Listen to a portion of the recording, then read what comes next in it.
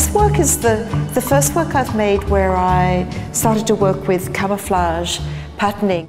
Camouflage, of course, is a pattern that humans have derived from nature. I mean, camouflage is the pattern that we see in nature of animals and all sorts of organisms to blend into their environment and be less visible to predators. And humans have taken that pattern and used it for exactly the same reason. So really, it's a pattern that we've pinched from nature, and in the process of using that pattern for our own ends to fight each other, we're destroying the natural world on which our battles take place.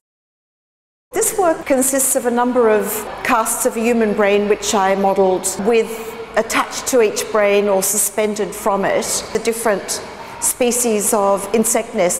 So the title Castles in the Air of the Cave Dwellers refers to, I suppose you could say, on the one hand, what seem to be almost like the caves, which are the actual insect nests, but also the idea that for humans, that social harmony that the social insects seem to live within is like a dream state for us, because it seems to be a state of existence which humans can't achieve with each other.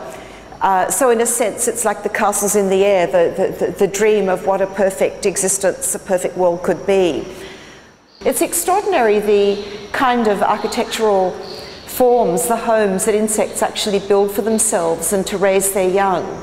And I suppose it's sort of an offshoot really of the earlier work looking at the bird's nests, and an increasing fascination I have with so-called animal architecture. This work is, I suppose, a return of sorts to the much earlier Paradisus terrestris work with the sardine tins, where at first it looks like just another work made from a sardine tin, but in actual fact, in this case, it's a RAF emergency ration tin from the mid-1960s. And intriguingly to me, it has printed on it instructions for what to do with the emergency rations should you need to use them. It says something like, if you need to, you open up the tin and remove the contents, and then obviously to cover disguise your tracks, you either bury the tin in the jungle or you throw it away into the ocean from the dinghy. So I chose the plant form I chose to depict here is one of the giant kelps. It's one of the Australian giant kelps. And the title Holdfast is actually the term biologically for the very large, it's not a root exactly, but the very large anchorage which anchors and holds the kelp to the ocean floor. And of course, the term holdfast, as with much of my work, there's a double innuendo there of, holding on tight, for dear life, to the desire for survival.